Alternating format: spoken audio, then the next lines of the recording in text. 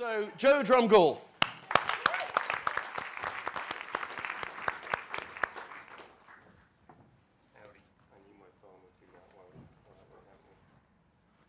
So, I'm going to talk to you today about two things: delays and deficits.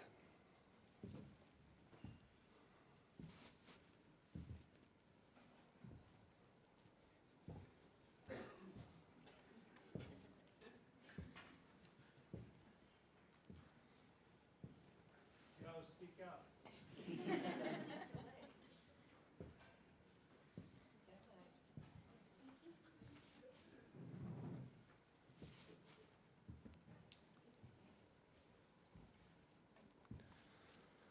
So that was a 45-second delay.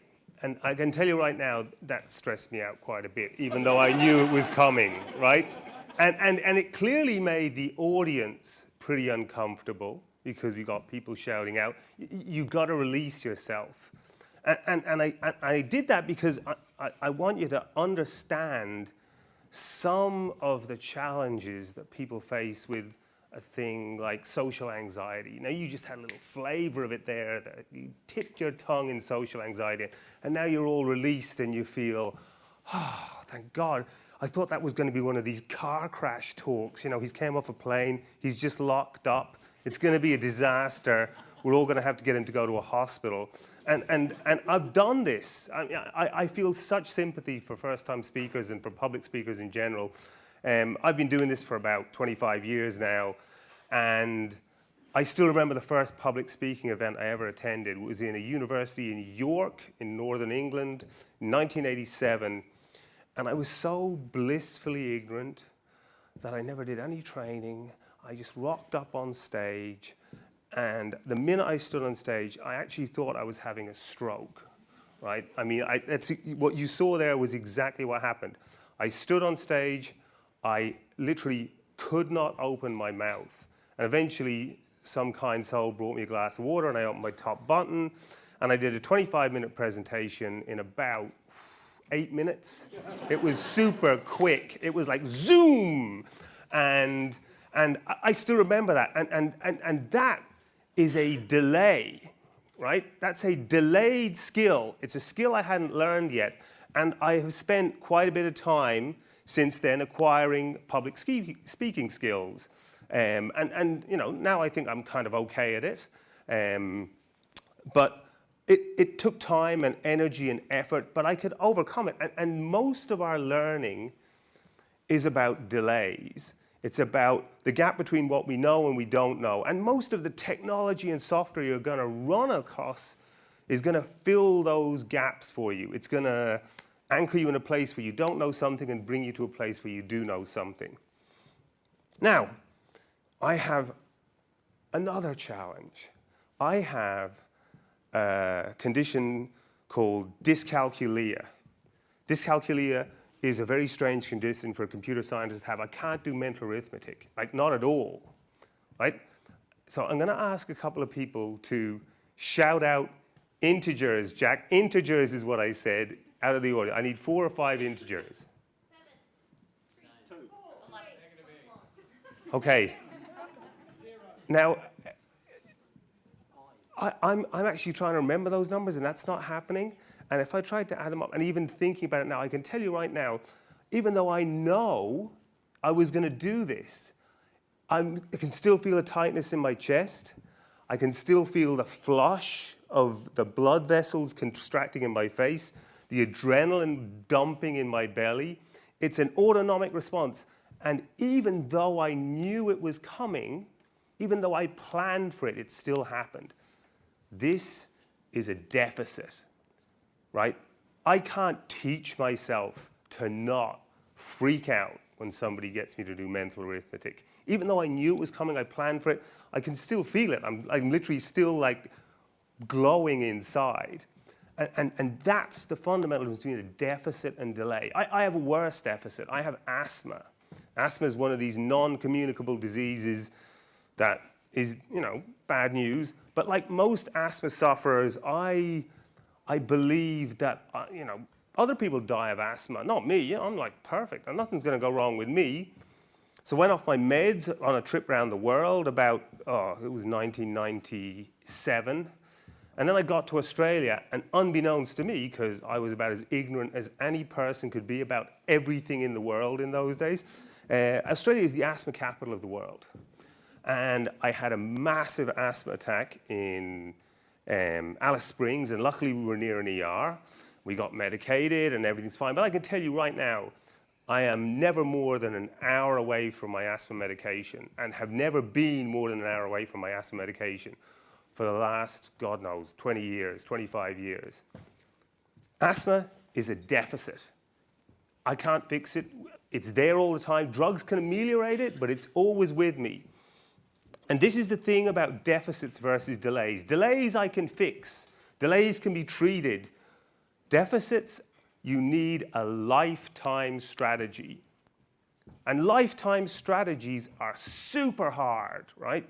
I mean, my deficits are kind of trivial, really. I mean, there are bigger deficits. If you've got mental illness, if you've got mental health issues, if you've got autism, 1 in 100 children in school today have some form of the autistic spectrum. And one of the things about autism is it doesn't come on its own. It comes with friends like ADHD and developmental coordination disorder. Developmental coordination disorder is also known as dyspraxia, and everybody thinks it's about being a klutz. But actually the really damaging aspect of dyspraxia is it ruins and disables your short-term memory. Ever try and build a strategy when your short-term memory doesn't work? And so the biggest challenge facing people with these kind of mental health issues is they have to build a lifetime strategy, and their strategy creation mechanisms are broken by the deficit that they have. And that requires lots of help. And the help has to come from the community around them, the people around them, the technology around them, and the software around them. I read some of the talks earlier on, and I can only echo them wholeheartedly. Your technology will only get better as you embrace diversity.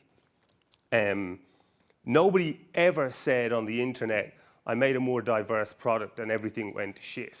It works, right? Turn off the persona of I've read 1 million personas for 1 million software projects. I've shipped 12 commercial software projects in my life. And every persona I've ever read, if you boil it down, it's a man over 40, white Anglo-Saxon, earning over 40,000 a year, right? That's gotta go, right? That's not gonna work for us. We need to inject much more diversity. And so I worked on 2 projects with the Department for Works and Pensions, one 2 years ago and one last year. And the Department for Works and Pensions gets a lot of stick, and it's a big organization. I can say that the people I work with in Manchester on these 2 hackathons are the most sincere, committed individuals I've worked with on practically any hackathon I've done. The first hackathon was all about how do we enfranchise the unemployed in Manchester across all the spectrums. And I know there was a talk earlier on today, and I echo the sentiments. The recruitment market is broken. And it's broken for all of us here, but imagine how much more broken it is if you're unemployed long term, if you have mental health issues, if you've got a criminal record, if you're a low or no skilled employee, if you don't own a mobile phone, if you're homeless. Nobody's solving that problem. So one of the challenges for this group of people was how do we change the way in which jobs are found for these cohorts of individuals? And so they came up with a bunch of amazing technologies. And what I like about hackathons is it asks you big questions and constrains you to very short time frames. It drives innovation in that way. I mean, if you ask a government agency to solve a problem, they'll go put a think tank together and it'll be 2 years and $10 million later. So the great thing about these efforts is it forces outcomes. And one of the outcomes that came out the winner, in fact, was about building a system in which an employee or a candidate employee would look at themselves and the things they wanted to do, and it would build a training program that slowly revealed their options as they acquired the skills. It's overwhelming. And remember, we're talking about people that potentially have mental health issues that tremendously, being overwhelmed by information can be a huge problem. It revealed slowly what your options were as you acquired the skills. It didn't throw you into, here, type in your job spec in indeed.co.uk and get 10 million hits. And the second hackathon was even more interesting. It was, how do we build accessibility for all? And I think it really resonates with the themes of this conference. And what the team that won that one did something I haven't seen a hackathon team do. They said, if we wanted to solve the homeless problem in Manchester, which was what the group they wanted to get accessibility for, how would we do that? Well, we would go out and meet some homeless people. So they took Friday night to go and visit the homeless people in the center of Manchester. And what they discovered was not a problem that I would have first come to my mind, but actually, like all great ideas, it seems completely self-evident when you hear it coming out from the mouths of the people who are actually suffering. You want to find a shelter, but you're in a nice pitch, it's warm, it might be covered from the rain, and the shelter is 5 miles across town. And if you traipse 5 miles across town, is there going to be a bed available? You don't have a mobile phone, you don't have internet. Mobile phones are currency in the homeless. So even if you have a mobile phone, you'll have it for as long as you want to exchange it for a bottle of beer or whatever. So that's what I'd exchange it for. Or a potato, Andrew. So the thing they came up with was, what if we got a system into the hands of the hostels and allowed them to publicize the availability of beds on all the electronic billboards in the middle of Manchester? And there's lots of them. They're on the bus shelters, there's car parking signs. That way we could communicate with the homeless without them having to have all of this technology. And so I urge you to get away from this thing. Yeah, this is part of the solution, but it's not the only solution. I'm frustrated when I hear technologists, and I'm a technologist and I've done this myself, are we going to build a mobile first or an API first solution? That's not going to work. The existential crisis that faces us in the world today is one of mental health. And the stats tell us the truth about this. In 2016, which is the last place I could find good data for, 817,000 people in the world committed suicide. That's more than all the people that died of malaria. That's more than all the people that died in crimes, in violence, in terrorism, or in wars. And it's only going up. And that is an existential crisis, and it's related to mental health issues, I guarantee you, some massive percentage of it. And so it's incumbent on us to embrace that problem wholeheartedly with every aspect and every part of our being. It can't be, I'm going to do a little bit on the side, I'm going to add a bag at the end of my development that does a little thing here.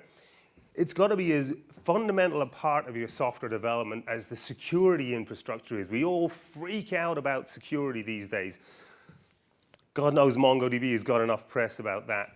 And so it's really important that we bake that in. And if I could leave you with one simple idea.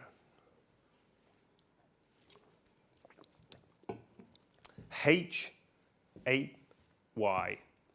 Put the humanity back in the technology that you build. Thank you very much. I'm Joe Drumgoole. Yeah.